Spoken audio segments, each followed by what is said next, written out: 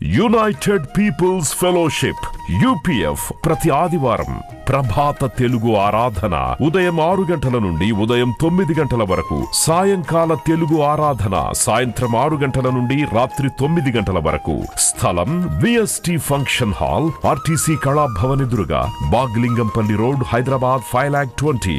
Also live on Facebook, YouTube. Zoom meeting ID 9550504718, code 7777. వివరములకు 9550504718, 9030757571. ఆహ్వానించువారు ప్రభువు దాసురాలు జాయ్ చెరియన్ గారు, సీనియర్ పాస్టర్, UPF హైదరాబాద్.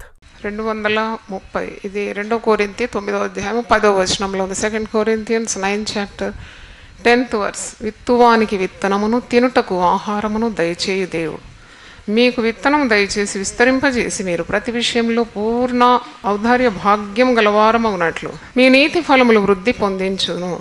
2 కొరింథీ 9:10లో ఈ మాట చెప్పబడి ఉంది. అంటే విత్తువానికి విత్తనం ఇస్తాడు, మరి వాడు విత్తిన తర్వాత సమృద్ధి ఇస్తాడు, వృద్ధి కలుగజేస్తాడు, సమృద్ధి అయిన మరి మేళ్లతో నింపుతాడు. అంటే విస్తారమైన పంట అనుగ్రహించే దేవుడు. విత్తువానికి విత్తనం అవసరం, విత్తనం లేకుంటే విత్తలేడు కదా. అలాగే విత్తువాడు విత్తనాలు విత్తుతాడు, విత్తినంత కాదు, విత్తిన దానికంటే అధికంగా పంట కోస్తాడు. 1 ఎకరంలో 1 బస్తా బియ్యం విత్తినారు, బస్తా వడ్లు విత్తితే పంట వచ్చేది, చేతికొచ్చేది 1 బస్తా కాదు, 40-50 బస్తాలు కోస్తారు కదా. విత్తేది కొంచెం, మరి కోసేది చాలా ఎక్కువ. అదనమాట దేవుని నీతి. అక్కడే తెలుస్తుంది మీకు. నువ్వు విత్తినంతనే కోయడం లేదు, నువ్వు విత్తి ఎన్నో రెట్లు ఎక్కువగా కోస్తున్నావు. కాబట్టి విత్తడానికి నువ్వు వెనక తీయొద్దని అర్థం అన్నమాట. దాని అర్థం ఏంటంటే విత్తడానికి నువ్వు ఎప్పుడు కూడా వెనుకాడకూడదు, విత్తుతూనే ఉండాలి. ధనమన్నా విత్తాలి, నీ సమయమన్నా విత్తాలి, నీ ఆరోగ్యం విత్తాలి. మరి 10వ భాగములు దేవునికి ఒక విత్తనం లాంటిది, నువ్వు విత్తుతూ ఉన్నావు అన్నమాట. మరి నీ అర్పణలు అది విత్తనం లాంటిది. వాక్యం ఒకరికి చెప్తే అది విత్తనం లాంటిది. ఒక మంచి పని ఒక విత్తనం లాంటిది. ఒక మంచి క్రియ అది విత్తనం లాంటిది. సేవ ఒక విత్తనం లాంటిది. అంటే ఇది విత్తుతున్నావు, తప్పకుండా పంటను నీవు కోస్తావు. అది ఎలా కోస్తావు? సమృద్ధిగా కోస్తావు. సమృద్ధి, అది దేవుని నీతి న్యాయం అన్నమాట. కన్నీళ్లతో విత్తువాడు సంతోషంతో పంట కోస్తాడు. పిడికేడు విత్తనాలు పట్టుకుంటాడట, పిడికేడు విత్తనాలు పట్టుకొని ఏడుస్తూ పోయి విత్తుతుంటాడట, కానీ పానలు మోసుకొని సంతోషంగా ఇంటికి తిరిగి వస్తున్నాడు. అంటే మరి దేవుడు నీతి న్యాయములు గల దేవుడై ఉన్నాడు. 126వ కీర్తన 5వ వచనం 6వ వచనంలో కన్నీళ్లు విడిచి విత్తువారు సంతోషగానముతో పంట కోసెదరు, పిడికేడు విత్తనములు చేత పట్టుకొని ఏడ్చుచు పోవు విత్తువాడు సంతోష గానము చేయుచు పనలు మోసుకొని వచ్చు. వాడు ఎప్పుడు కూడా నష్టపోడు, తప్పకుండా సమృద్ధి దేవుని యొద్ద నుండి పొందుతాడు. వెదజల్లి అభివృద్ధి పొందువాడున్నాడట, వెదజల్లుతాడట, ఎప్పుడు వెనకాడకుండా ఇస్తూ ఉంటాడట. నీతిమంతుడు వెనక తీయకుండా ఇస్తాడట. దేవుని స్తోత్రం, హల్లెలూయా. ఎందుకంటే నీతిమంతుడికి విశ్వాసం ఉంది, నేను ఇచ్చినా కానీ నాకేం తక్కువ కాదు, దేవుడు నాకు తిరిగి ఇస్తాడు అని విశ్వాసం. వెదజల్లుతారంట కొందరు, వారు నానాటికి అభివృద్ధి పొందుతారంట. కొందరు పిసినితనంతో ఇవ్వకుండా వెనకదీస్తూ ఉంటారట, వారు లేమి అనుభవిస్తారట వారి జీవితంలో. కనుక ఈ నామం ద్వారా మనం నేర్చుకోవాలి, దేవునికి ఇవ్వాలి. ఇచ్చి ఎవరు తక్కువ వారు కాలేదు ఇంతవరకు, ఇవ్వకుండా ఎవరు గొప్పవారు కూడా కాలేదు. ఎందుకంటే ఇచ్చిన వాళ్ళకి దేవుడు కాపుదల ఇస్తాడు.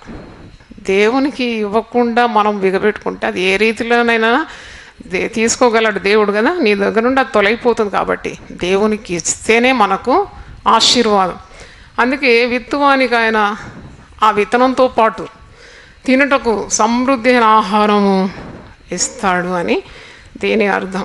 ఇక్కడ 2 కొరింథీ 9వ అధ్యాయంలో ఈ మాట ఉంది. 2 కొరింథీ 9వ అధ్యాయం 5 నుండి 12 వచనాలు మీరు చదివితే, మీరు ఇచ్చేటప్పుడు పిసినితనంతో ఇవ్వకుండా ధారాళంగా ఇవ్వాలని అంటున్నాడు.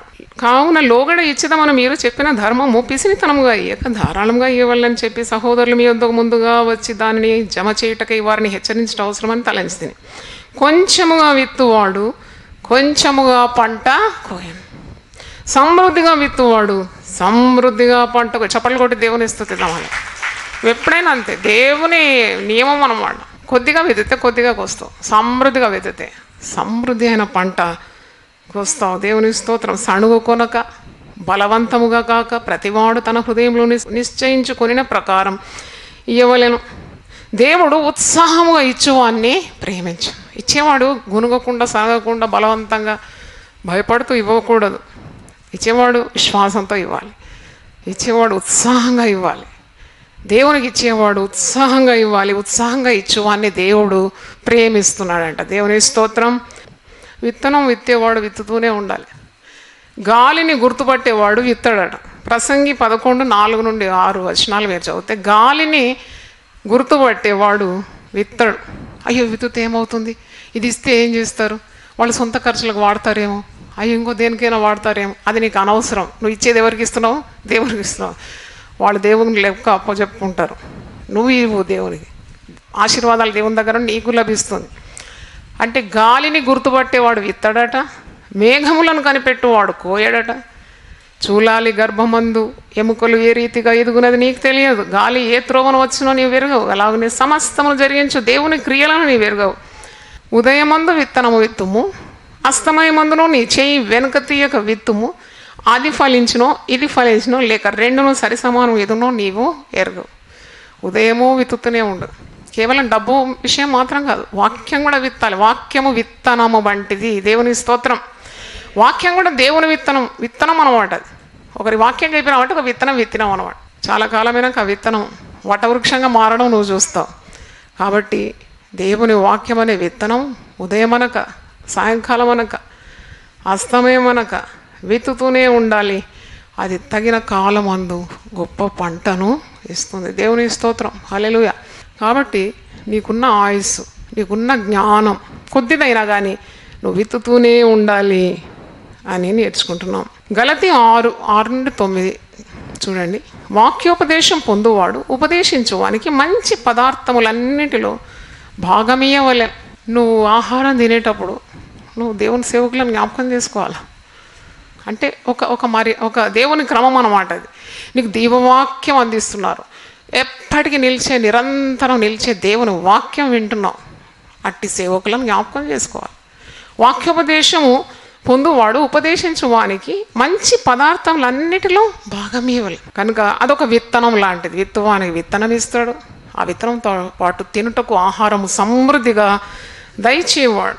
తర్వాత ఇక్కడ ఒక మాట చూడండి. మోసపోకుడి, దేవుడు వెక్కరింపబడడు. మనుష్యుడు ఏమి విత్తునో ఆ పంటనే కోయ.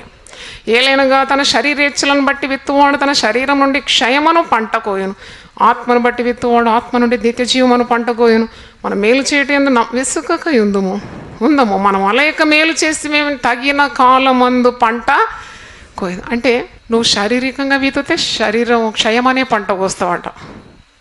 ఇప్పుడు పాపం చేసేవాడు వ్యభిచారం అనే విత్తనం విత్తుతా ఉన్నాడు అనుకోండి, వాడు చెడిపోతాడు, భ్రష్టుడైపోతాడు, శరీరం పాడైపోతుంది, రోగి అయిపోతాడు, వాడు చేస్తాడు.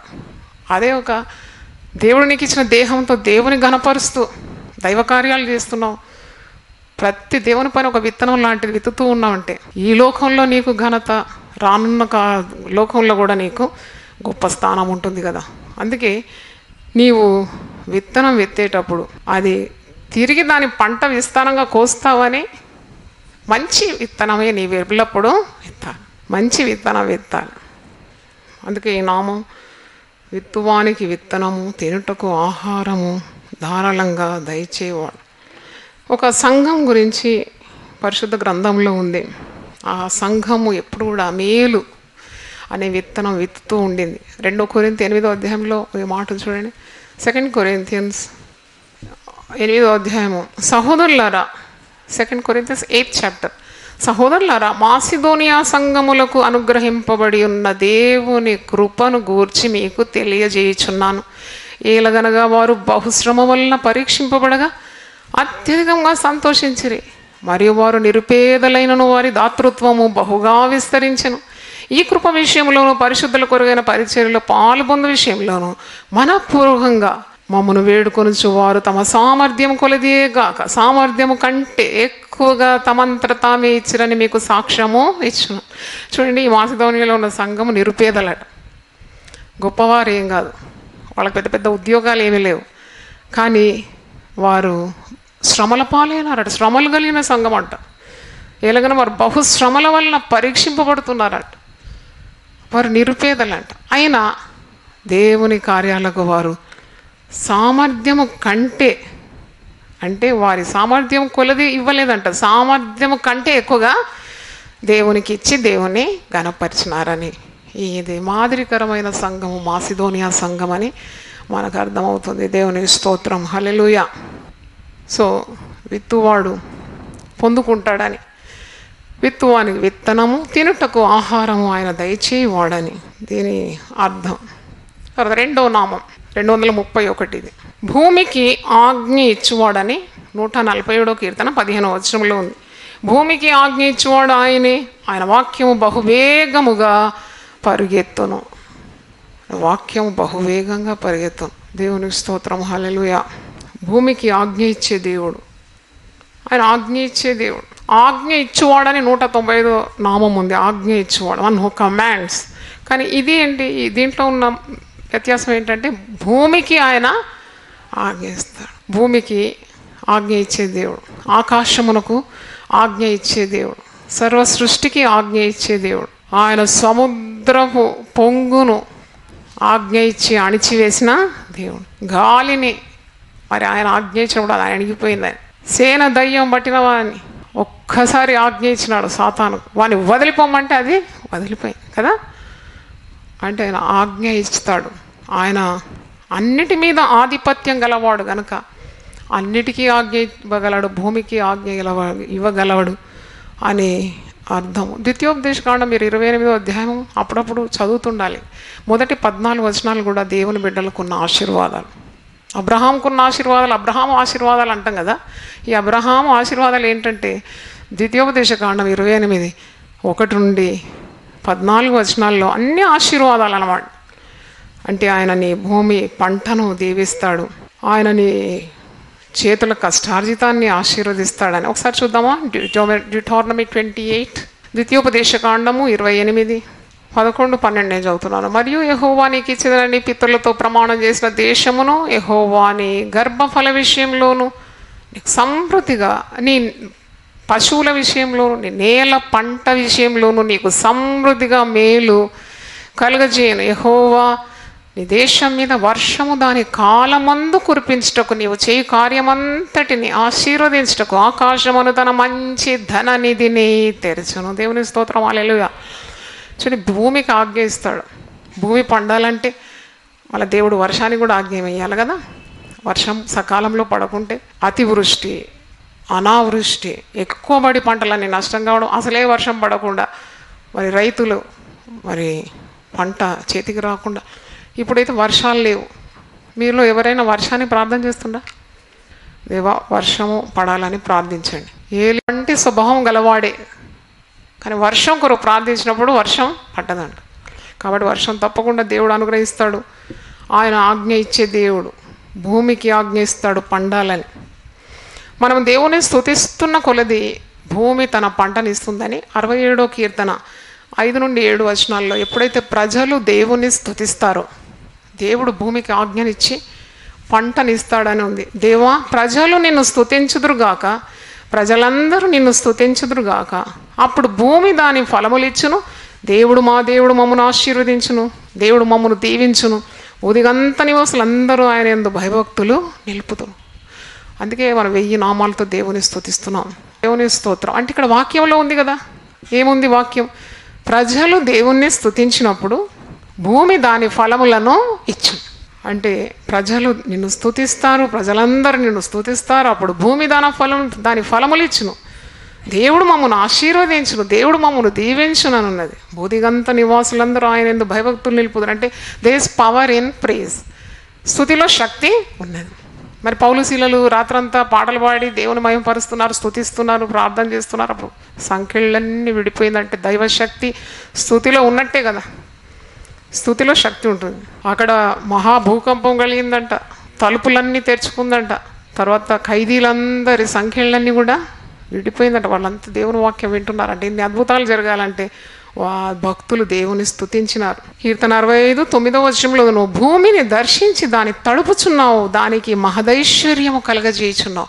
అంటే భూమిని దేవుడు తడపకుంటే పంటలే ఉండవు కదా, ఈ పచ్చదనమే ఉండదు, పైరు ఉండదు. అంటే ప్రజలు తిని తృప్తి పొందాలంటే పంట కావాలి. ఆ పంట రావాలంటే భూమికి దేవుడు ఆజ్ఞ ఇవ్వాలి, దాన్ని తడపాలి, దేవుడు దర్శించాలి, అప్పుడే పంటనిస్తుంది. అందుకని ఎంతగా దేవుని మీద మనం ఆధారపడాలి.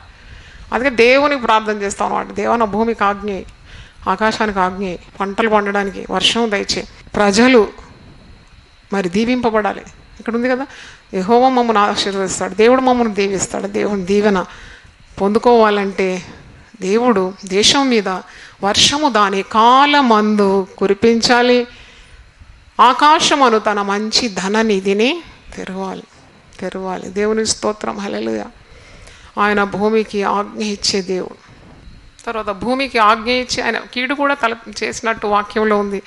మీరు సంఖ్యాకాండం 16:30-35 చదవండి. నేను ఒక భాగం చదువుతాను. భూమి తన నోరు తెరిచి వారిని, వారి కుటుంబములను, కౌరవ సంబంధులందరినీ, వారి సకల సంపాద్యమును మృంగివేశాను. వారిని, వారి సంబంధులందరూ ప్రాణంతో పాతాళంలో కూలిరి. భూమి వారిని మృంగివేశాను. అంటే భూమికి ఆజ్ఞ ఇచ్చింది ఎవరు? దేవుడే.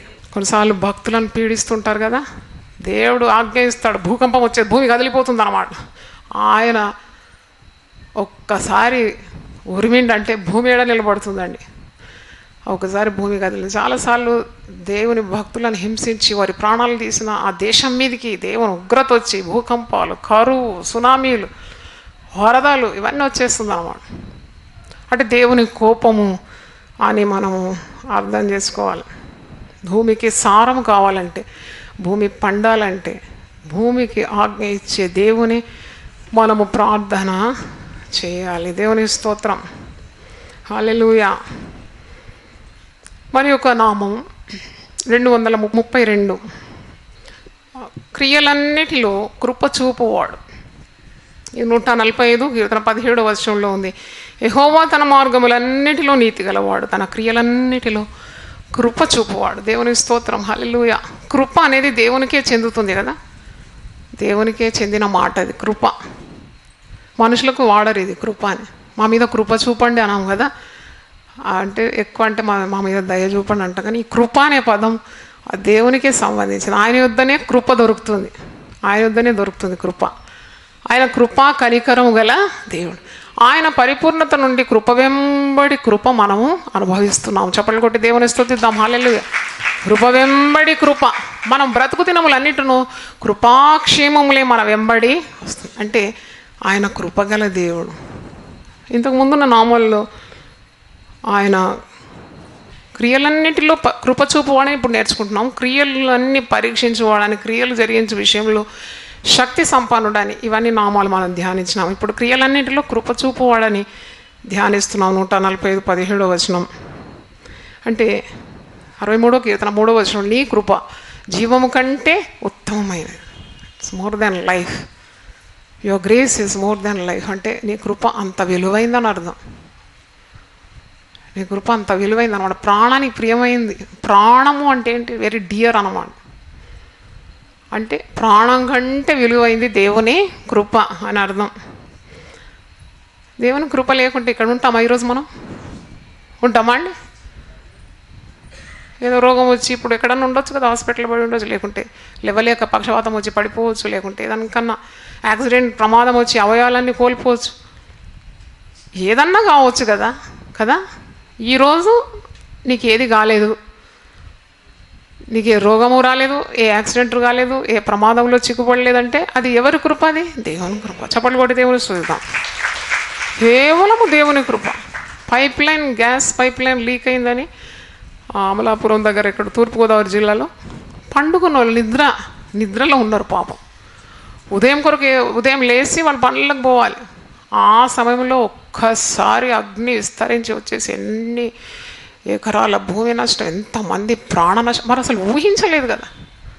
ఒకతను పేపర్లో చూసి ఒకతను కూర్చొనే ఉన్నాడు, నేను కూడా పళ్ళు తోముతున్నాడు, అట్టనే గాలి అలాగే ప్రాణం విడిచాడు, కూర్చొని ఉన్నాడు. అంటే చాలా ప్రమాదాలు మన చుట్టూ ఉంది. So many dangers are around అస్.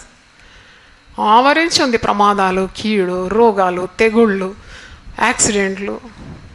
కానీ ఇంత భద్రంగా దేవుడు మనల్ని కాపాడుతున్నాడు అనే కృతజ్ఞత ఎప్పుడూ ఉండాలి. దేవుని స్తోత్రం. Always you should be grateful to God. అందుకే ఈ కృతజ్ఞత కలిగిన వారు ఎప్పుడు కూడా గర్వపడరు, అహంకరించరు. ఎందుకంటే వాళ్ళకి తెలుసు వారు ఏమై ఉన్నారో కేవలం దేవునే. ఈరోజు పేపర్లో చదివిన 5 యవ్వన బిడ్డలు 22 నుండి 28 ఏళ్ళ వరకు ఉన్న 2 ఆడపిల్లలు 3 మగపిల్లలు అక్కడ దిండి నల్గొండలో రిజర్వాయర్ దగ్గర వీళ్ళు 2 కుటుంబాలకు చెందిన అన్నదమ్ముల పిల్లలు అన్నమాట. 5 ఒక్కటే రోజు వాళ్ళు పోయినారు, నీటిలో కొద్దిగా ఆడుకోవడానికి పోయినారు, అక్కడ మునిగిపోయినారు. 5 ప్రాణాలు. యంగ్ పీపుల్ అనమాట. 2 కుటుంబాల్లో యవ్వన బిడ్డలు 5 చనిపోతే ఎట్టుంటుందండి? అంత భయంకరం కదా. అంటే మన పిల్లల్ని ఎవరు కాపాడుతున్నారు? దేవుడు. ఒప్పుకుంటారా? ఒప్పుకుంటే గట్టిగా చప్పట్లు కొట్టండి. హల్లెలూయా. అసలు నీ బిడ్డలను కాపాడుతున్నాడు. వాళ్ళ రాకపోకలు కాపాడుతున్నాడు. వారు చేసే మరి పనులైనా చదివే చదువులైనా దేవుడే కాపాడుతున్నాడు. అందుకే దేవుని యందు భయభక్తులు బలి ఉంటే ఆయన కృప అపారంగా నీ మీద ఉంటుందని 103వ కీర్తన 11వ వచనం, భూమి కంటే ఆకాశం ఎంత ఉన్నతంగా ఉన్నదో ఆయన యందు భయభక్తులు గలవాడు, ఆయన కృప అంత అధికముగా ఉన్నది. దేవునికి స్తోత్రం. హల్లెలూయా. 130వ కీర్తన 7వ వచనం, ఇశ్రాయేలు యెహోవా మీద ఆశ పెట్టుకొనుము, యెహోవా యొద్ద కృప దొరుకును. దేవునికి స్తోత్రం. హల్లెలూయా. కృప అనేది నీకు ఎక్కడ మార్కెట్లో దొరికేది కాదు, సరుకు కాదు. దేవుని యందు భయభక్తులు కలిగి ఉంటే కృప నిన్ను ఆవరిస్తుంది. నీతిమంతులకు కలుగు ఆపదలు అనేకములు, వాటన్నిటి నుండి యెహోవాని రక్షిస్తున్నాడు. భక్తిహీనులకు కూడా ఆపదలు ఉందంట, కానీ దేవుని బిడ్డలకు కృప ఆవరిస్తుందంట. దేవునికి స్తోత్రం. హల్లెలూయా. Grace surrounds God's children. ఆవరించి వారిని కీడుకు గురి కాకుండా కాపాడుతుంది. అందుకే 147వ కీర్తన 10వ వచనం 11వ వచనంలో, గుర్రముల బలమునందు ఆయన సంతోషించడు, నరుల కాలు శత్వైందో ఆయన ఆనందించడు, తన యందు భయభక్తులు గల వారి యందు తన కృప కొరకు కనిపెట్టు వారి యందు యెహోవా ఆనందించువాడై ఉన్నాడు.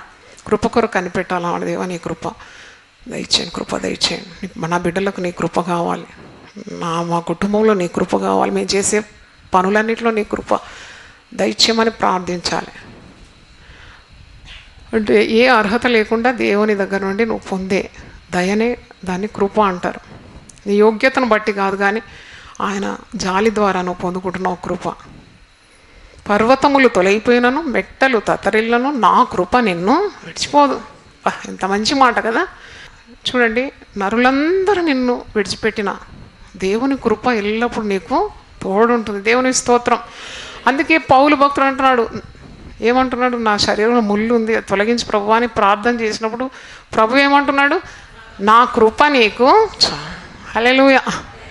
ఇల్లు లేకున్నా, వాకిలు లేకున్నా, ఆరోగ్యం లేకున్నా, బంధువులు లేకున్నా, నన్ను ప్రేమించేవారు లేకున్నా, దేవుని కృప ఉంటే నాకు చాలు అని అనుకోవాలి విశ్వాసి. నా కృప నీకు చాలు. My grace is sufficient for you. మరి దేవుని కృప క్రియలన్నిటిలో కృప చూపు వాడు. జకర్యా 4:6-10 మీరు చదవండి. దాంట్లో పర్వతము కూడా మైనమైపోతుందట, చదును భూమిగా మారిపోతుందట. ప్రజలందరూ చేతులెత్తి కృప కలుగునుగాక, కృప కలుగునుగాక అని జనులు కేకలు వేస్తే ఆ యొక్క పర్వతం చదును భూమి అయిపోతుందని వాక్యంలో చూస్తాం. జకర్యా 4:6-10. గొప్ప పర్వతమా, జెరుబ్బాబేలును అడ్డగించుటకు నువ్వు ఏమాత్రపు దానవు, నీవు చదును భూమిగా అగుదు. కృప కలుగునుగాక, కృప కలుగునుగాక అని జనులు కేకలు వేయగా అతడు పైరాయి తీసుకొని పెట్టించు. అంటే కృప కలుగునుగాక అంటే పర్వతము లాంటి ఆటంకాలు, అడ్డులు అన్నీ కూడా చదునైపోతుంది అన్నమాట. దేవుని స్తోత్రం. అంటే ఇది కొన్ని సంవత్సరాల క్రితం దేవుడు నాతో మాట్లాడినాడు. అందుకే సంఘంలో ప్రసంగం అంతా అయిన తర్వాత ఆఖరిలో 2 చేతులు ఎత్తండి అంటాం. సంఘం అంతా చేతులు ఎత్తి ఏమంటాం మనం? కృప కలుగునుగాక, కృప కలుగునుగాక, కృప కలుగు 3 సార్లు అంటాం. అంటే ఒక్కొక్కరి జీవితంలో ఏదైనా అడ్డు బండలు ఉంటే, గుట్టలు కొండలు ఉంటే, పర్వతాలు ఉంటే అవన్నీ కూడా చదును భూమిగా మారిపోతుందని. మీ కుటుంబాల్లో ఏదైనా ఆటంకం ఉంటే వెంటనే ప్రార్థనలో 2 చేతులు ఎత్తి ఏం పలకాలి? కృప కలుగునుగా, కృప కలుగునుగా. దేవుడు కృప చూపాలి. దేవుని కృప మరి నీకు కంచెగా ఉంటుంది, తోడుంటుంది. ఆయన కృప చూపే దేవుడై ఉన్నాడు. మరి దేవుని యందు నీవు అతిశయించాలి, కృప చూపే దేవుని అందే నీవు అతిశయించాలి అని ఇర్మియా గ్రంథం 9వ అధ్యాయం ఒకసారి చూడండి. ఇర్మియా 9:23 నుండి నేను చదువుతున్నాను. Jeremiah 9:23 onwards. యెహోవా ఈలాగు సెలవిచ్చున్నాడు. ఇర్మియా 9:23 నుండి యెహోవా ఈలాగు సెలవిచ్చున్నాడు, జ్ఞాని తన జ్ఞానమును బట్టి, శూరుడు తన శౌర్యమును బట్టి అతిశయింపకూడదు, ఐశ్వర్యవంతుడు తన ఐశ్వర్యం బట్టి అతిశయింపకూడదు. అతిశయించువాడు దేనిని బట్టి అతిశయింపవలెనగా, భూమి మీద కృప చూపుచు నీతి న్యాయములు జరిగించున్న యెహోవాను నేనే అని గ్రహించి నన్ను పరిశీలనగా తెలుసుకున్న బట్టి అతిశయింపవలేను. దేని అతిశయించొద్దటను. నువ్వు దేని అతిశయించొద్దు అంటే జ్ఞాని అనుకోవద్దు నాకు అన్నీ తెలుసని. జ్ఞానం బట్టి అతిశయించొద్దట. శూరుడు తన శౌర్యం బట్టి అతిశయించొద్దట. ధనవంతుడు తన ధనం బట్టి అతిశయించొద్దట. మరి భూమి మీద కృప చూపుతున్న దేవుని తెలుసుకుంట బట్టియే ప్రతి ఒక్కరూ అతిశయించాలంటే దేవుని బట్టి అతిశయించాలి. కృప చూపుతున్న దేవుని బట్టే నేను అతిశయించాలని వాక్యం ఉంది. కృప మరి దేవుని దగ్గర పొందుకోవాలంటే ఆయన యందు భయభక్తులు కలిగి ఆయన మాటలకు విధేయులైనప్పుడు ఆయన కృపతో మనల్ని కేడముతో కప్పినట్టు కృపతో కప్పుతాడని వాక్యంలో ఉంది. దేవునికి స్తోత్రం, హల్లెలూయా. మన కుటుంబాల మీద, మన బిడ్డల మీద, మనం చేసే ప్రయత్నాలన్నిటి మీద దేవుని కృప చాలా అవసరమై ఉంది. దేవునికి స్తోత్రం. ఆయన క్రియలన్నిటిలో కృప చూపే దేవుడు. 3 నామములతో ముగిస్తున్నాను. తలలు వంచండి, ప్రార్థన చేసుకుందాం. ప్రభువా, నీ పరిశుద్ధ నామమునకు స్తోత్రం. 3 నామముల ద్వారా మమ్మల్ని హెచ్చరించినావు దేవా. గొప్ప దేవా, విత్తువానికి విత్తనము ఆహారము కలగజేసే దేవుడవు తండ్రి, నీకు స్తోత్రం. భూమికి ఆజ్ఞ ఇచ్చే దేవుడవు అని, అయినా కృప చూపే దేవుడవు అని నామములతో మేము నిన్ను కొనియాడుతున్నాం నాయనా. నీకు స్తోత్రం. విన్న వాక్యం సాతానుడు అపహరింపకుండా నీరు కట్టి నూరంతలుగా ఫలింపజేయమని ప్రార్థిస్తున్నాం. దాష్ట్రాలను కూడా బలపరిచి ఇంకా గొప్పగా వాడుకోమని యేసు నామములో అడిగి వేడుకుంటున్నాను తండ్రి. ఆమేన్. హల్లెలూయా. దేవుడు మనల్ని సమృద్ధిగా దీవించును గాక. ఆమేన్. యునైటెడ్ పీపుల్స్ ఫెలోషిప్ UPF ప్రతి ఆదివారం ప్రభాత తెలుగు ఆరాధన ఉదయం 6 గంటల నుండి ఉదయం 9 గంటల వరకు, సాయంకాల తెలుగు ఆరాధన సాయంత్రం 6 గంటల నుండి రాత్రి 9 గంటల వరకు. స్థలం VST function hall, RTC Kalabhavan ఎదురుగా, Baglingampally road, Hyderabad 5,20,000. Also live on Facebook, YouTube. Zoom meeting ID 9550504718, code 7777. వివరములకు 9550504718, 9030757571. ఆహ్వానించువారు ప్రభువు దాసురాలు జాయ్ చెరియన్ గారు, సీనియర్ పాస్టర్, UPF హైదరాబాద్.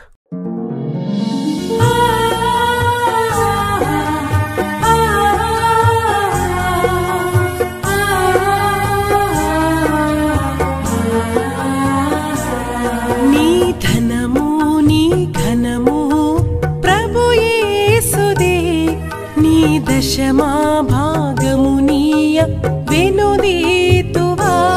నీ ధనము నీ ఘనము ప్రభు యేసుదే, నీ దశమా భాగమునీయ వెనుదీతువా. ధరలోన ధనధాన్యములనీయగా కరుణించి కాపాడి రక్షింపగా. ధరలోన ధనధాన్యములనీయగా కరుణించి కాపాడి రక్షింపగా. పరలోకనాదుండు నీకీయగా మరి యేసు కొరకీయ వెనుదీతువా. పరలోకనాదుండు నీకీయగా మరి యేసు కొరకీయ వెనుదీతువా. నీ ధనము నీ ఘనము